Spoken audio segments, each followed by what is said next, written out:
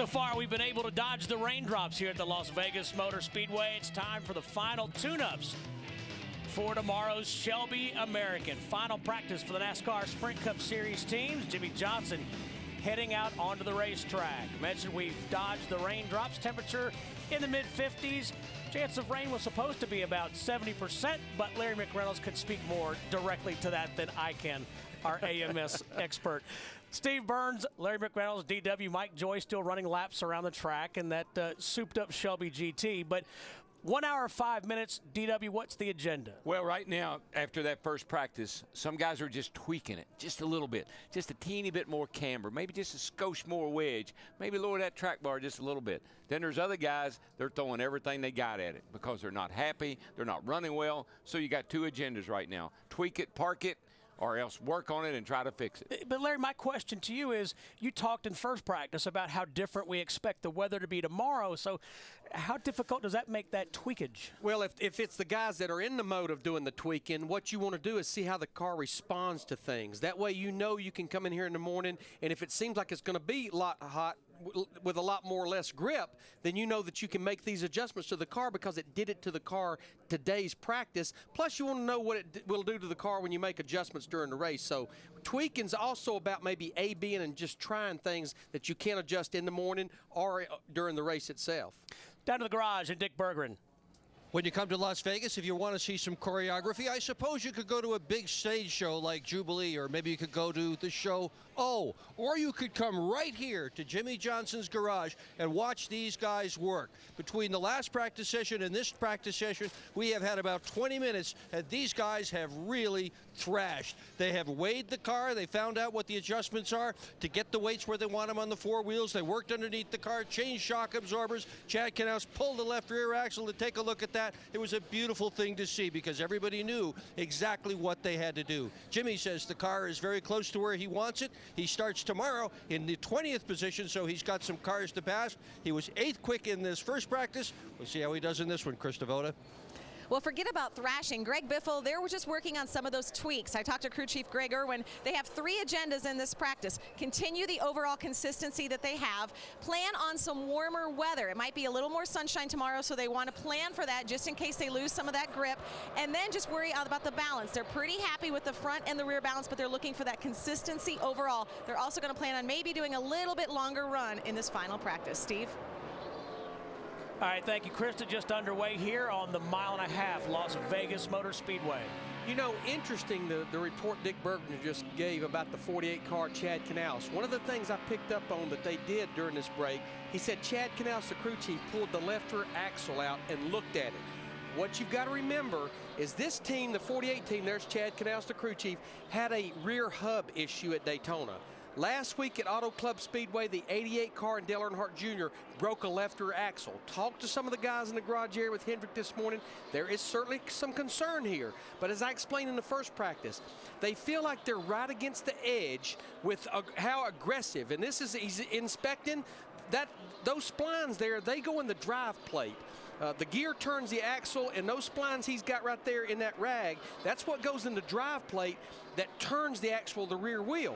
The concern is they're being so aggressive with alignment, with the grease, just things to enhance performance that they maybe have stepped across the line a little bit with durability. And you can see how this axle, it's what we call barrel roll.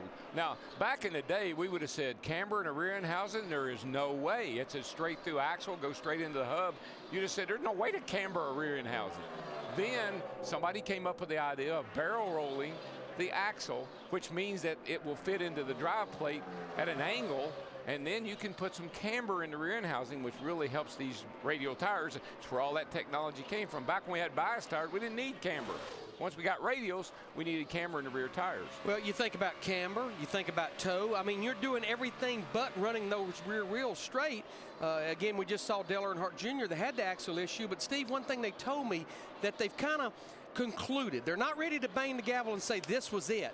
But we have less rear stagger at Auto Club Speedway in the tires. The differential between the size of the left side and the right side, we have it here at Las Vegas. And when you have less rear stagger, it puts more load on the left rear axle, and that's what they're a little concerned they've maybe stepped across with the durability issue. I heard Ken Howes on the radio after the race last weekend. competition director over there, and he did say we are concerned throughout the organization. Yes. Yeah, well, it's the common denominator. When you have trouble with something in the rear end, like a hub or an axle at Daytona, like Jimmy Johnson did, then you go to California, bam, all of a sudden you got trouble with the 88 car, axle, hub, whatever, in the rear end. Automatically, you're going to go back and check all your processes. Those axles are, you know, all the rear end housing and everything are built in-house at Hendrick Motorsports. They line bore them. I mean, they spend days building rear end housings for these cars. Just saw Clint Boyer. He's quickest in this practice. His teammate, Kevin Harvick, has gotten off to a great start in this 2010 season. But not here at Las Vegas. Boy, he has had his hands full with that car ever since he unloaded. As you can see, the whole right side of it's all scraped up. He did that the second lap of practice. It's a great shot there. I love that shot. But you know what? If you take a look at Kevin and how he's having to fight the wheel, and just all that movement is coming. That's coming from the tires, feeding back up through the steering into the steering wheel. And all that moving around, and watch his head kind of bobble around. This car's got a really harsh ride to it.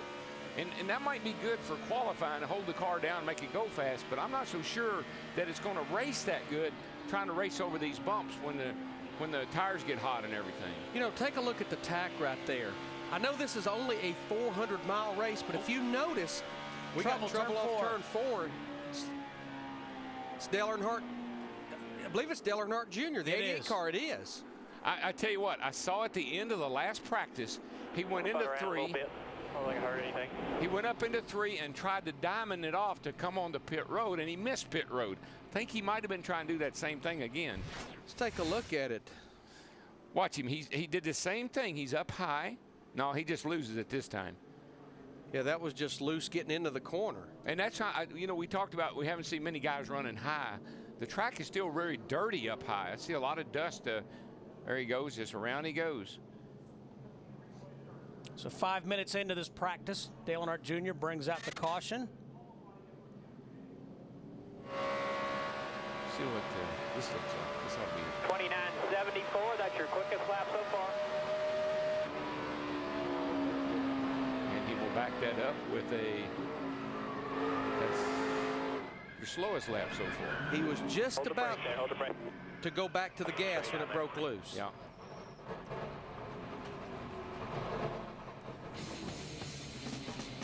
Great look at Dale Earnhardt Jr. on board with him. We're under caution 5 minutes into this practice. We'll be right back here on Speed.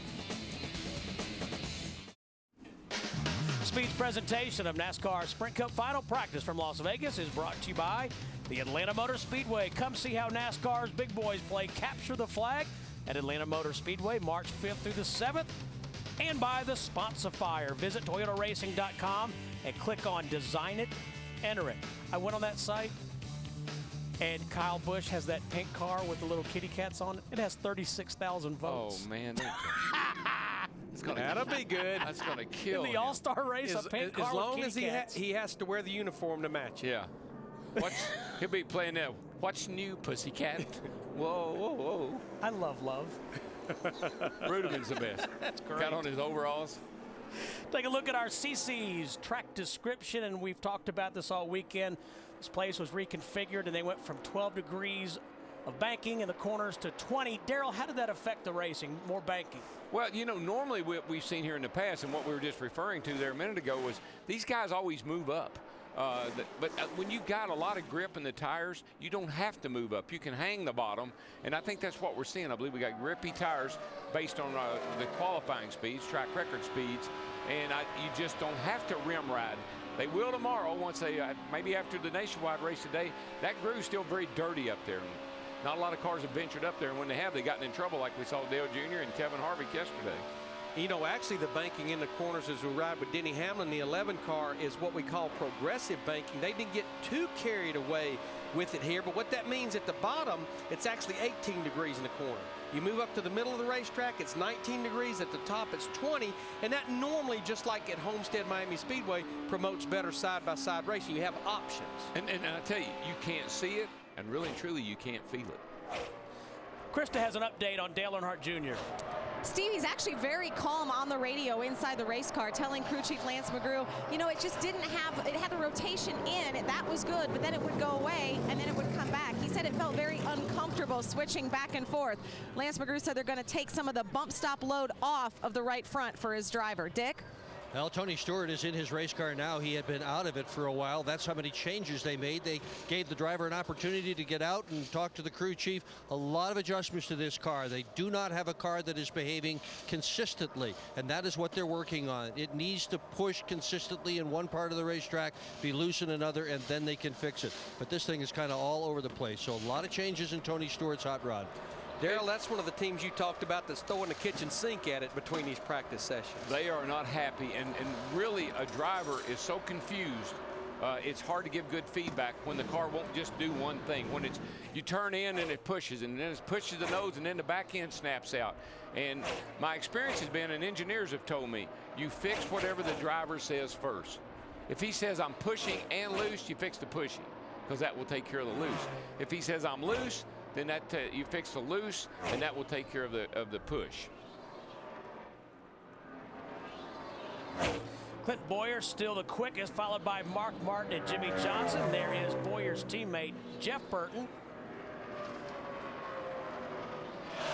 We've talked a lot about the resurgence of RCR and how much better all those cars are running this year. And you know, I don't know, I think we documented it fairly well, but how much we should make note that those three cars that all finished in the top 10 at California Speedway, including Clint Bowyer, the 33, they all had issues in the race. Clint Bowyer was running hot, had to make a green flag pit stop, went a lap down late in the race.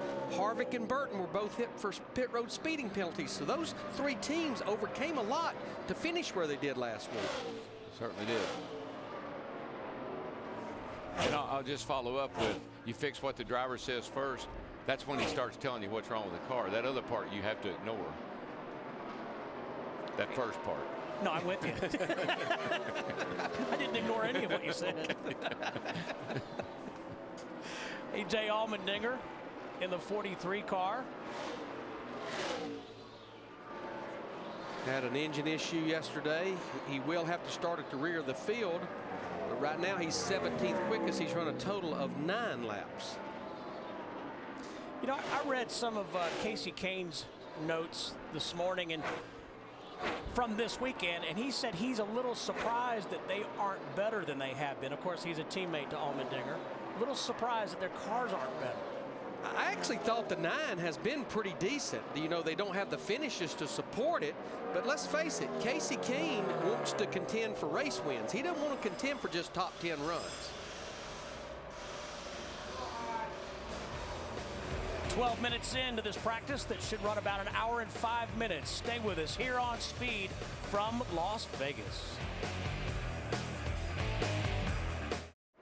Tomorrow, the biggest names in NASCAR are on NASCAR Race Day from Vegas.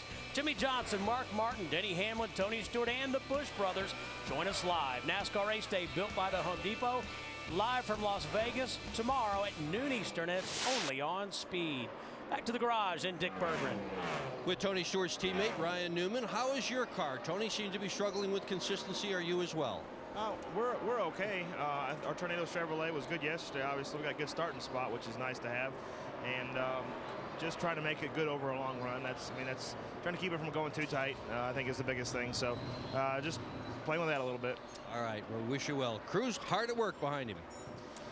And that's definitely a team that they've dug themselves a hole quick. I mean, he's sitting right now outside the top 35 in points talking about Ryan Newman. You know, and the thing about it, when you start off, you get a bad start to the season, and you say, well, you know, we still got a long way to go. I mean, these early races really almost dictate where you're going to. After 5 races, 50% of the top 12 are locked in. Lance McGrew said that in Daytona. Dale Earnhardt Jr.'s crew chief. He said, you look at all the numbers any which way you want to do it, but if we don't get out of the box strong in the first 5 races, we may not make the chase. That's exactly right. And what happens is that once you get yourself in that situation, you have to race differently, because now you points race. You can't go out there and try to win a race or gamble or, you know, try to go to victory circle. You're just trying to accumulate points. Tell you what, little Joey Logano, he's been pretty solid here in this 20 car. He ended up with a great qualifying run yesterday, qualified 6th, and right now He is 10th quickest in this final practice session. So 9 minutes after spinning and bringing out the caution, Dale Earnhardt Jr. heads back out. Top 5 quickest are all Chevrolets. You know, Steve, we were talking about the progressive banking. This racetrack was reconfigured, headed into 2007. It's actually been a really good racetrack for Dale Earnhardt Jr. since the reconfigurations. He struggled big time at the old configuration. On board with Martin Truex Jr. 31st overall right now. With these engines, they are taking a beating here, and they have made a gear change. They've actually made a little bit higher gear to try to take a little RPM away from these engines, but I don't think coming here anybody would have thought that we would break the track record, particularly as much as we broke it back. I want to go back to the progressive banking for a minute, because I understand the concept, and Darrell, you mentioned that you really don't even notice it as a driver. How does that, why did that become popular? First time I heard about it was at Irwindale, and then, as you said, Homestead. What's the method to this? Trying to spread the guys out in the corners, give everybody an option. You know, somebody likes the bottom and that lower, a little bit less banking, and as you go up, the banking increases. The car not handling good. If it's pushing, you can go up a little higher, or a little higher groove. Makes the track more driver friendly, more places to go. Darrell talking about these engines laboring, and then they did. They made a change of 10 points in the gear. You think back to last year, even with being a 400-mile race, we had a lot of engine issues. Mark Martin blew up. Matt Kenseth blew up basically when the race almost started. Carl Edwards blew up on the last lap. Kurt Busch, who had a great race car, he fought an Ellen engine half that race. So this place is hard on engines. Well, and particularly if you just look how these guys are flying through these corners. That's one thing I've noticed when we first got here, is how fast you're going through the turns. That means you're wide open in the throttle. Not a lot of part throttle racing here so far that I've seen. And the pace, I mean, you're still talking about running in a 29-second bracket. That's fast for race pace. Back to the garage and Krista. I want to give you an update on one of the hometown favorites, Kyle Busch, the crew working on his race car right now. He said on that last run, the car felt better, but it had a little bit of a free feeling. Specific to the entry to 3, Kyle thought maybe it was too much wheel weight. He said he doesn't think the track is tightening up. He just said his race car is just a little bit too free. You know, honestly, this track, you almost have to approach it from a setup standpoint, a lot like California Speedway. When you're full of fuel, fresh tires, car's going to have to be, can't be loose, but it's going to have to be a little free, because you know as you burn the fuel off and you get laps on your tires, it's going to probably start getting tighter and tighter and tighter.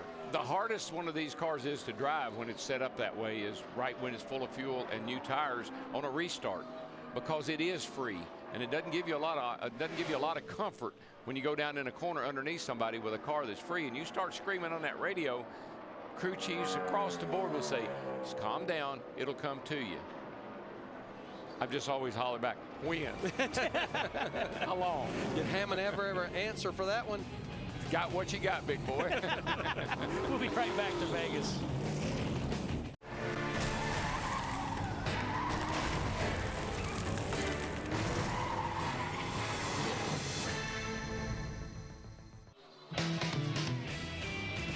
Final practice continues for the Sprint Cup Series teams and drivers here at the 1.5 mile Las Vegas Motor Speedway. Clint Boyer still the quickest. Heard Matt talking about the 83 car of Brian Vickers in first practice, how they were struggling with a setup on that Toyota. I think this is another one, a lot like Tony Stewart in the 14, probably threw the kitchen sink at it between these practices. And you like this schedule where you're kind of done early on Saturday, you know, and you can start working on getting your car ready to race, but you don't like it, especially if you're struggling when you only have 20 or 25 minutes between the 2 practices. Dick Berggren. Well, Jimmy Johnson is not struggling. He's not struggling at all. He is 3rd quick on the boards right now, and has just told the crew that the car is a little bit tight in the center of both ends of the racetrack and a little bit light when he runs upstairs. No big issues with the 48 car, even though he's going to start deep in the field tomorrow. This is a very strong horse.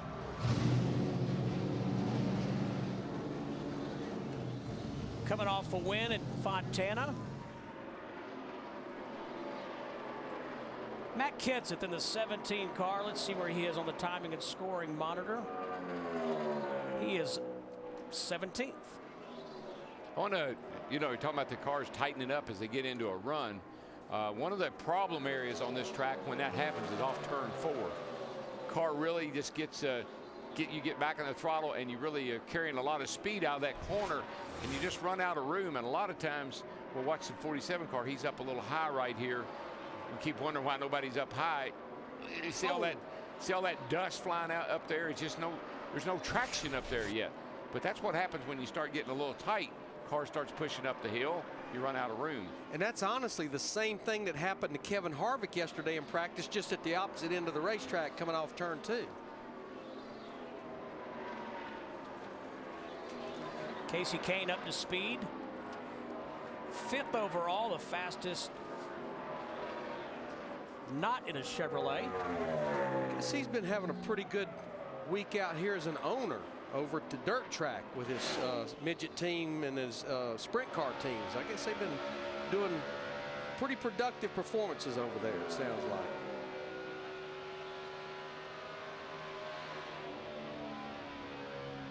Yeah, you see, even with this gear change of 10 points higher, we're still well over $9 grand, and that's on a race run. Darrell, is it difficult as a driver, and you raced here when there's even less banking, when you feel that car start to roll up to the right, is it hard not to oversteer and correct? Because, I mean, you're seeing that wall come up to your right. Yeah, well, probably the toughest thing is when the guys like to explain it, when the car is free. When the car is free, you can't jerk on the steering wheel. You've almost got to let it go where it wants to go and just nudge it. Because if you jerk on it too much, the back end will snap out. And that's a free race car. Very uncomfortable to drive. On board with Carl Edwards in the 99 car. Now, you want to see what it looks like elbows up? This is elbows up right here, boys. That's the old dirt track driver right there, up on the wheel. Get those elbows up in the air. Carl's 8th quickest right now, 16 laps of practice. Yeah, so far this practice is still early. Second lap, it went well, you know, it gripped well. And then after that, I just can't get the nose to grip. Krista standing by with Clint Boyer. Steve, he turned a quick lap right away in this practice session. So quick, you guys have decided you're done. How good is the car? Well, we went out and I think it ran like 8 or 9 laps there that first run. It was fast right off the bat, obviously, and then, you know, hung in there good. We just got a tire sheet and went right back out and really never even, you know, let the tires cool off or anything. And the car handled good. We was in traffic and doing the things I needed it to do. So I'm happy with where we're at with the Cheerios Hamburger Helper Chevrolet. The things are going to be so much different tomorrow. You know, the sun coming out and things. We need to go back and look at our notes and, you know, just talk over where we need to be to start the race. But for now, I think we're good. This isn't just because you have like a hot blackjack game somewhere you have to get to, right?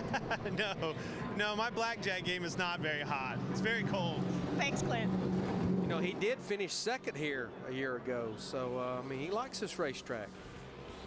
So's his crew chief. He likes it a lot, too. Kind of a home game for him, isn't it? Shane Wilson.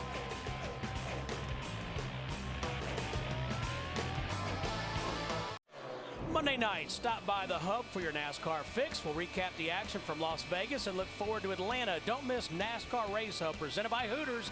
Monday night, 7:30 Eastern, only on Speed.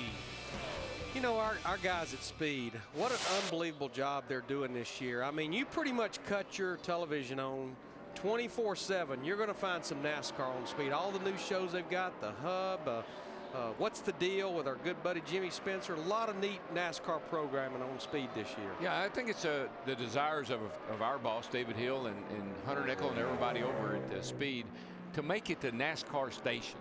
You know, where if you want to know what's going on in NASCAR, just turn on Speed and you'll find out. So they're doing a good job this year. I like the programming. I like the effort everybody's putting forth. Speed looks good this year. It's a big commitment. Jamie McMurray, your Daytona 500 champion. Followed it up at Fontana, finished 17th. Yeah, we talked to Jamie yesterday, and I think, Steve, you had even talked to his crew chief, Bono Mannion, on race morning. That their car was pretty good early, but then it would go away, but then it would come back late in the run, but it just wasn't enough to put it all together to have a great run. And what was odd about that, Larry, is Kevin Mannion said, he feels good in the car. It just doesn't have the speed we want, which is odd since he sat on the pole. Yeah. What happened? Guys say, well, my car's good on the long run. It's kind of good news and bad news. The good news is it's going to be pretty comfortable over the run from one fuel stop to the next, but the leaders are going to get so far away from you. By the time that good car on the long run comes in, maybe you've just caught back up to the leaders, but then you're going to go through that cycle again. They're going to run off and leave you once everybody pits. So kind of got to have a car that's good from the get-go, falls off a little bit at the end, but not too much. Clint's done with practice in the race car, but not done by any means atop the transporter. I've stood up there before, Darrell. It's a great place to watch other cars besides yours. And I'm going to tell you, it's a great feeling to have your car and your driver this happy before the practice is over. You know, you always question it. You go, gosh, should we have tried this? Should we try this? But I think I heard Kyle Petty say something like this in Nationwide Series qualifying. It's all how the results are on Sunday as to whether you feel about it. There's one key word. I think if I could think of one word that would apply to almost every race team, it's anticipation. How to anticipate what's going to happen tomorrow. You need the information about what's this track going to be like tomorrow when the sun comes out. And am I anticipating having my car adjustable? Am I anticipating what it's going to be like no matter what happens tomorrow? You really have to look ahead. You almost have to be a visionary. You know, we used to hear the expression keeping up with the racetrack. But from what you're saying, you almost try to stay a step ahead of the racetrack. Which is where Chad Knaus does such a phenomenal job with that 48 car. You know, we saw Jamie McMurray a while ago, and here's his teammate, Juan Pablo Montoya. For the record, I was not hitting on Danica. I'm just, you know what, I'm just saying. No, thank you, Larry. Hey, we're just saying. You know. The amazing thing is Darrell Waltrip, Jeff Hammond, Larry McReynolds was sitting there at that desk, and you were the one accused of hitting on the woman. I could not believe it. But what I was going to say is, and I think sitting down with Jamie McMurray as we did yesterday, it kind of put things in perspective about multi-car teams. Almost every car we see out there is part of a multi-car team. And of course, people last year would look at Dale Earnhardt Jr. and say, Jimmy Johnson, Jeff Gordon, and Mark Martin are running good. Why can he not run good? And Jamie said, you know, we worked very hard for that 42 and that 1 to go to the racetrack, even though we're only 2 to 3 races into the season, set up exactly the same, spring for spring, spindle for spindle. But he said Montoya he can just drive a car that's so much tighter because he just takes and just yanks the wheel. And he said, I can't do that. As Darrell says sometime, I have to kind of feed the wheel. And what I did see, Krista, is they're making more adjustments on that one car. Yeah, Larry, and Jamie doesn't like his car right now just for that reason. It is way too tight. He said it doesn't turn anything like it did in the first practice. They talked about changing a left rear spring. Jamie did say he was running a higher line in 3 and 4, not because it was any faster, but just because he was so tight on the bottom of the racetrack. And all of you guys, and talking what you were talking about before, will be happy to know I, too, have not been hitting on Danica Patrick. And we are very proud to hear that. That would make me very uncomfortable. Made fun of me because I didn't understand her commercials. And Hammond wanted to know if he could be a GoDaddy girl. He has what it takes. That even makes me more nervous. You don't understand the commercials? Dale Earnhardt Jr. puts the helmet and the Hans device on. Probably going to get back in that race car. About halfway through this practice, we go back to Dick. And Kurt Busch is in the garage with his race car. Right now he is 15th quick on the board. Said the car is just a little bit tight. It feels a lot more relaxed, however. They have just changed, surprise, surprise, both of the front springs in the car that will start on the pole tomorrow. This is a winning operation. This is the same car that Kurt drove to victory last year at Texas. His crew chief, Steve Addington, we remind you, was on the box here at Las Vegas last year when Kurt's brother Kyle won the race. There's a lot of victory, a lot of winning involved here. We'll see what they can do tomorrow. Thanks, Dick. You guys could talk about this as we watch Jeff Gordon. Steve Addington told me last week, going from Joe Gibbs Racing to Penske, there's a different culture. Race teams have different, I guess you would say, philosophies, Darrell, about how they do things. And he said, you know, he goes, it's not so much that I'm having to learn how to talk to Kurt. I'm having to learn how to negotiate the culture there. Well, it's the Penske way. And Penske, Roger is so known for detail. Everything is buttoned up. You know, from the way the team dresses from the way the car looks, the way they load the truck, the way the hauler, Roger Penske is a detail. He pays attention to detail, always has. That's why he has such immaculate cars and equipment. In Addington, you say there's a calmness down there. That's Addington. Have you ever heard Addington get hot about anything or upset about it, raise his voice about anything?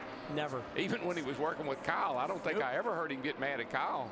He might have called him down a little bit, but never got mad at him. So that's Addington, and I think he fits into that system very well, to tell you the truth. He may be having a hard time learning it, but I believe he's a Penske kind of guy. Wasn't so much he said he was having a hard time. He said it was just really different. You know, he didn't want to go in and make a lot of waves, say this is the way I'm doing it. Just learning. Think about if Coach Gibbs. He's a coach. You know, he looks at the whole picture. I think he looks at the team, the whole picture. You know, like got to have a good quarterback, got to have a good lineman, so on and so forth. And I think that has something to do with the difference in the way they do business. Jack Roush was on Race Hub Wednesday. I was in there, and he said that they had contemplated bringing Robbie Reiser back to the 17 car with Matt Kenseth, but it might hurt the whole organization if they did that. Well, I think back in the day when teams were small, you know, it wasn't that big of a transition for a crew chief to move from one race team to the other. I went through it, though, between 1996 and 1997 when I left Robert Yates Racing and went to Richard Childress Racing. It's absolutely like walking a balancing wire because Richard Childress hires me to come in there. You do what you think you need to do to help this 3-car in Dale Earnhardt, but Richard Childress Racing has a lot of things in place that I had to adapt to, and quite frankly, it took me a long time to get there, and I'm not sure I ever completely got there, even in 4 years. But Larry's talking about, you know, back in the day a little bit. Back in the day, teams had 12, 15 people on them. Yeah. And so everybody was just a little small unit, and everybody kind of got along. Teams now have 50 people on them. Well, getting back to what Lance McGrew said in Daytona, we sat everybody down on the 5-car and the 88 car. You know what that number was? 85. 85. So 50 per team. Great group of guys at Richard Childress Racing, but to be quite honest, when I walked in that door and looked around, I almost thought they were in the corners making bets. Will he make it or will he not? How long's the new guy? I had that feeling when I went to drive for Junior. You hired him. What's the over-under? How many days he's going to last? I asked Junior yesterday, you love this, Larry. I said, Junior, what do you think? Were you a better driver or a better car? And he said, I was good at both. Any minute. I loved it.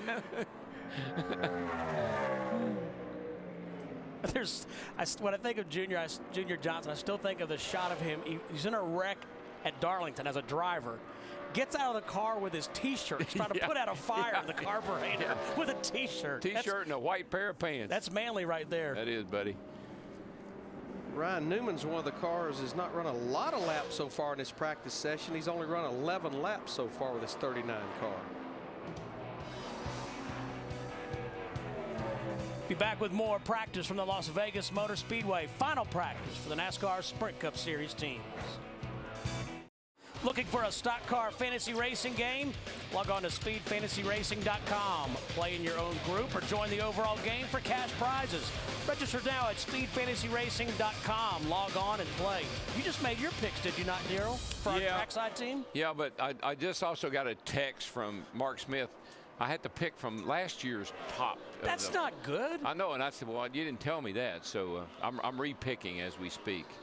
Mark Smith's an aggravating human being, isn't he? He texted me 4 times. He finally asked me. I give it to him. He says, well, you got to pick from last year's top 25. There's one of Daryl's fantasy picks right there, Kim Kardashian. Yeah. Yeah. Yeah. I don't know if I'd go there, Steve. Oops. Burns? What time is it in Franklin? Time for the TV to be turned off. Or left off. Hope nobody's watching. Eric Almirola in the 09 car actually crashed qualifying yesterday, but his first lap was good enough to get him in. Being one of the go-or-go homers, he's 41st quickest. I don't think they ever even actually made it out in the first practice session. And that is correct.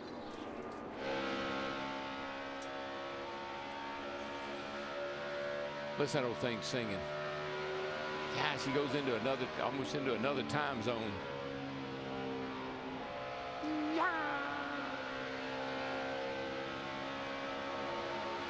Jeff Burton's been on the track more than anybody else, working his 37th lap, goes by Casey Kane. See, I think that's a mistake a lot of guys make.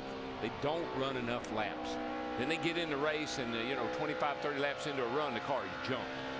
You got to sit out there and run yourself at least 20, 25, maybe 30 laps. Consistent, not in and out, consistent. But that goes back to the point Larry makes often, which is it's a balancing act.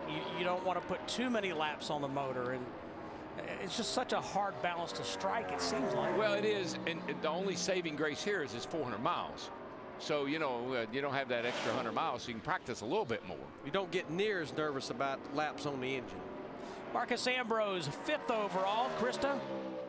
Steve, there's a little bit of a quandary down here in the 47 camp.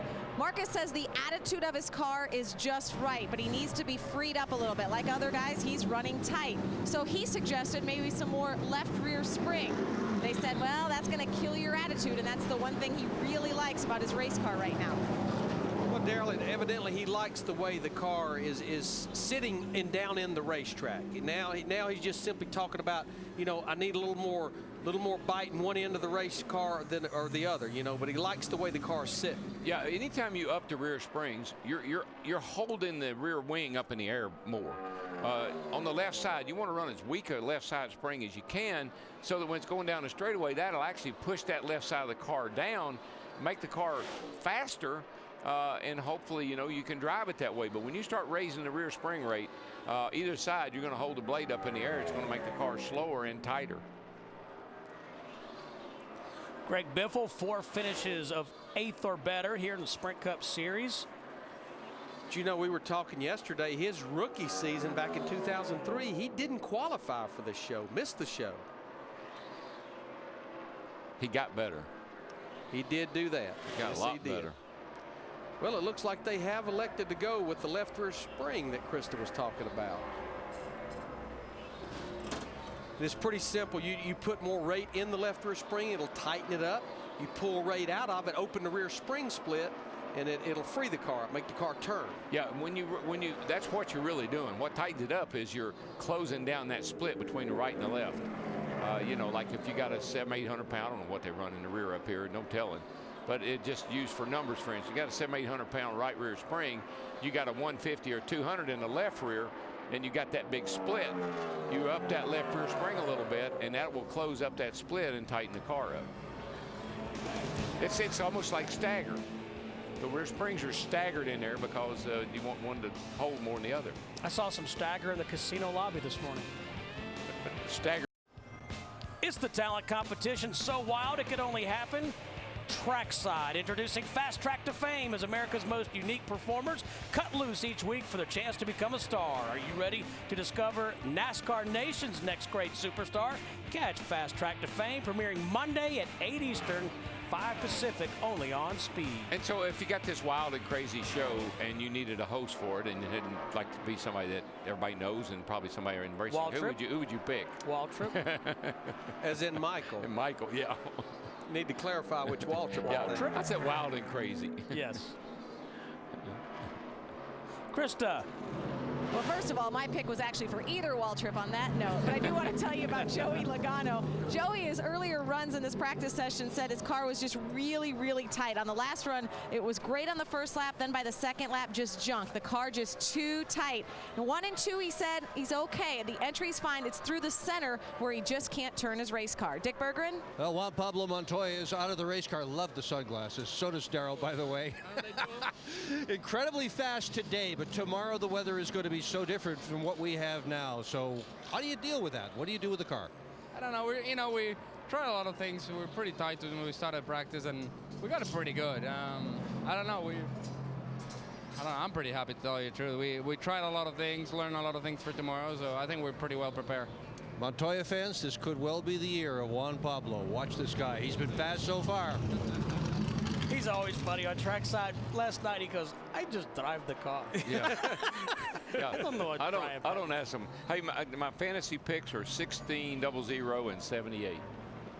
I picked Regan Smith as well. Yeah. I think those are pretty good fantasy picks. So that's DW's for this weekend.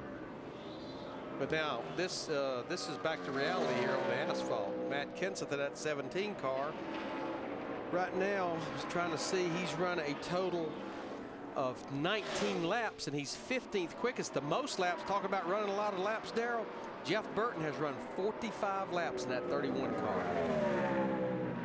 And you might look at that and say, well, he must not be very happy with his car. I don't think that's the case at all. I think Burton is one of those guys that we always document, Larry, in the race.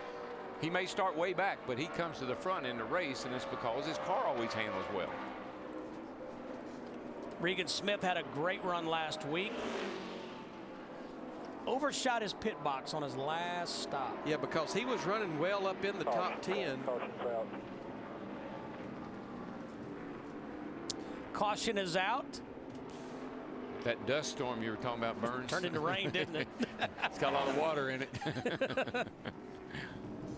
Run, boys, run. But you know, based on the forecast, getting that entire first practice, and of course this one's not washed out yet. That's a bonus. I mean, I guarantee you everybody in the garage area is looking at it like a bonus, because it was supposed to be raining basically when we got up this morning. Bonus practice, bonus coverage. It's all good. You know, Regan finished 19th last week, and I like what he said later this week. He said, you know what, that was completely my fault, but we ran in the top 10 all day. They did, late in the race. Clint Boyer, Juan Pablo Montoya, Mark Martin, Jimmy Johnson leading the way. We'll be back to Vegas. Sprint brings you an inside look at what is happening now inside the NASCAR Sprint Cup Series. We're under caution here at Las Vegas Motor Speedway. I have a question. Yes, sir. Can you tweet a twit? Can you tweet a what? You know, when we said they're going to tweet, they're going to. Can you tweet a Twitter? No, is that no, what you're no, asking? No. Remember we said they were going to, what they're going to do to their car. They're going to tweakage. Tweak it. Can you tweet a twit? You could tweet a Twitter. Tweak a Twitter. Just hit delete and do it again. It just isn't coming out right, boys. It even wrote it down over here. It's still not coming out right. I can't say it. That's why I asked you. You know, you say they're going to tweak on the car.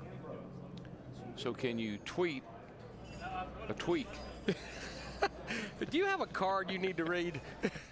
Nope. I need to go to Krista. Krista, help us out up here. I asked Barry. No, he said go to Krista. I was actually going to tweet that you guys had no clue what you were doing right now. I was going to put that on Twitter just now. But I want to instead, I'll tell you about Jeff Burton. You know, it's really interesting. We're talking about how many laps he had run. They're just trying to get that overall balance, the feel of the race car for those long runs especially. And something that was really interesting that Jeff Burton said earlier this week, talking about the resurgence of RCR, he said, you know, and is this not a veteran or what? He said, it's great, but we're only 2 races in. Talk to me after 26. And he didn't say 36, he said 26. They're in it to make the chase, of course. But you know, honestly, the promotion I've been doing of the resurgence of Richard Childress Racing has a lot to do with the end of 2009. When you look at Jeff Burton and that 31 team, with 4 races to go, Todd Barrier moved over there from the 07 car to become his crew chief. He ran second in the last 2 races of the year, including Homestead Miami Speedway. The worst he's finished in those 6 races is 11th in the Daytona 500. Are those gauges flashing red like that because there's something wrong, or is there why are those flashing red like that? Well, what those are those pro part spec gauges, and you can set all those gauges to a certain window. You can take the oil pressure and you can set it where it flashes red if the oil pressure goes too low. You can set it where it flashes red if the oil pressure is too high. And that's the same concept with the tack that they use. That's how a lot of them get their pit road speed now, is you start seeing lights turn green, and then when you start seeing them flash yellow or red, you know you're getting too fast on pit road. Still under caution for some raindrops, so we'll go back to Dick Berggren. And Carl Edwards' crew has finished working on his car. He qualified 12th yesterday afternoon. Right now he is 12th at the speed charts. Just fired the car up. Carl believes it's going to stop raining, and that would be a good thing. It's been a little bit over a year since Carl has won a NASCAR Sprint Cup race. Crew very focused on bringing him victory here at Las Vegas, where he won in 2008 from the 2nd starting position. If I told Hammond my gauges are flashing like that, he said, well, just unplug them. But honestly, those gauges are a great concept because now a driver, you know, used to have to ask you what the oil temperature was, what's the water temperature. Now you know it's okay unless you start see flashing lights. Well, how many times, Larry, have you had a driver be running in at Darlington or someplace where we have trouble, maybe the radiator packing up with rubber or something, and crew chiefs are worrisome. They'll say, how are your gauges? Well, you just asked me that 10 laps ago. But you ask that question a lot, and all of a sudden you say, how are your gauges? My gauges are, oh gosh, I'm running hot. Well, if they're flashing red, you would catch that. Went through it with Dale Earnhardt at Bristol. Started seeing a little bit of water coming out the back of the car. Dale, what's your water temperature? Man, I got my hands full out here. I can't look at no water temperature. Went about another 10 laps. He went, hey, Larry, water's 280. I said, okay, smarty pants. I asked you that 10 laps ago. Let's take a look at the starting grid for tomorrow's Shelby America. 267 laps. Kurt Busch and Jeff Gordon from row 1. Boy, there's a lot of Hendrick Motorsports up there at the front. Jeff Gordon, Dale Earnhardt Jr., Mark Martin. But you see Jimmy Johnson all the way back on row 10 with that 48 car. Just not real sure about you calling Earnhardt smarty pants. I don't know, something doesn't sound right about that.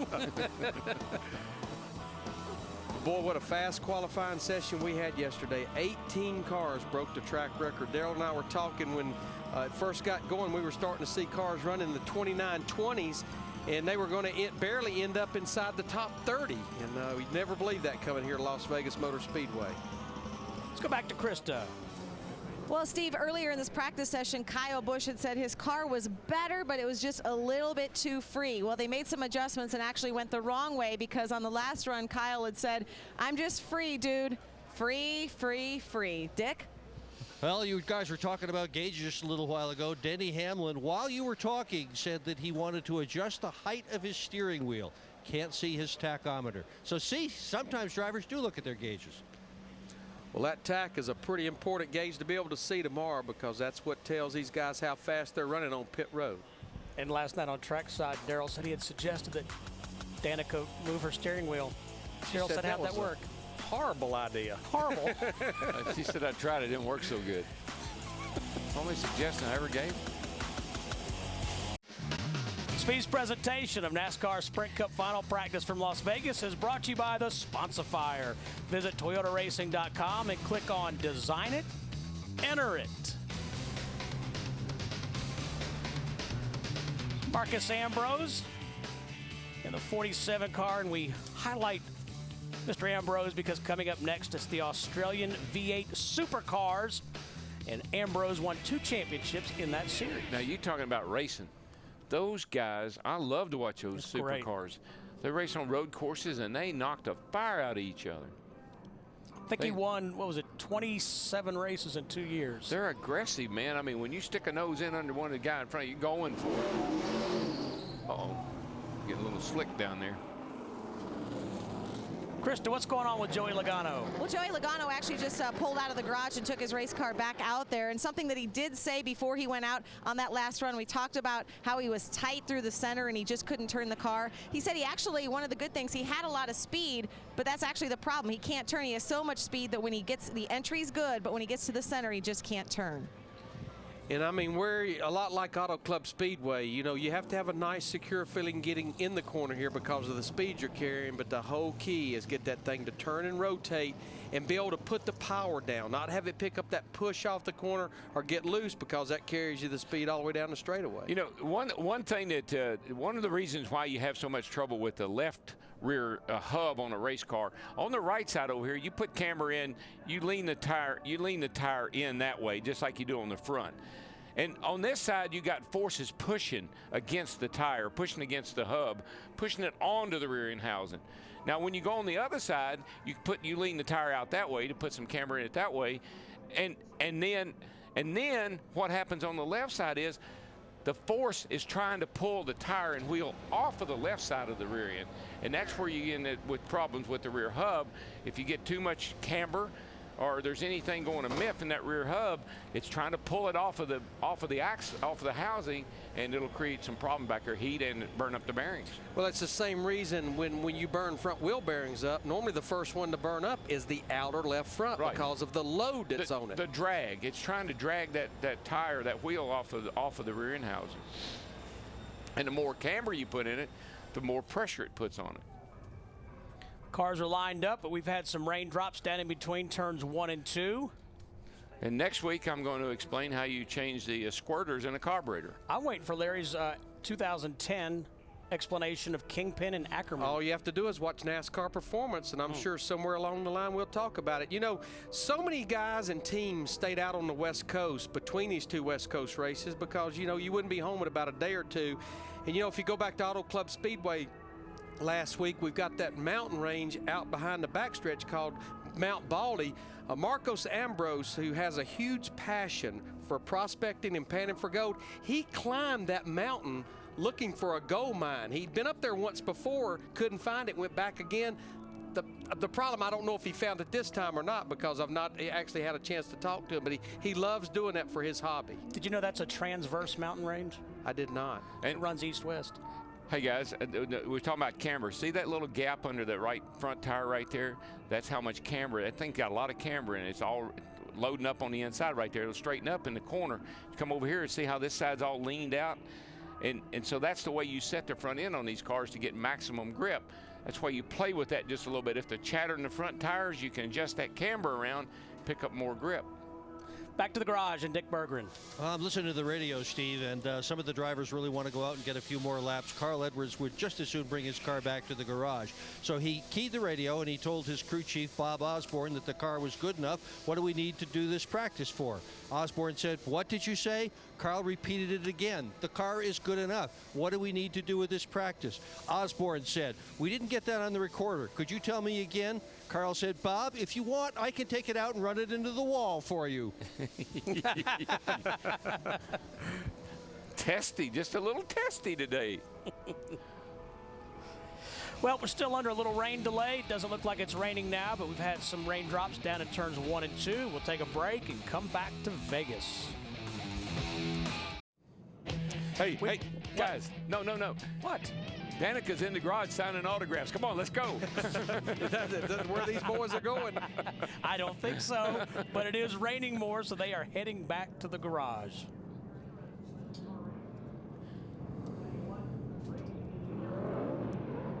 But the point you guys made, well taken. They got a lot more practice than they thought. Oh, yeah. Yes, they did. Absolutely. Clint Boyer ended practice early. He was quickest and very happy with his race car.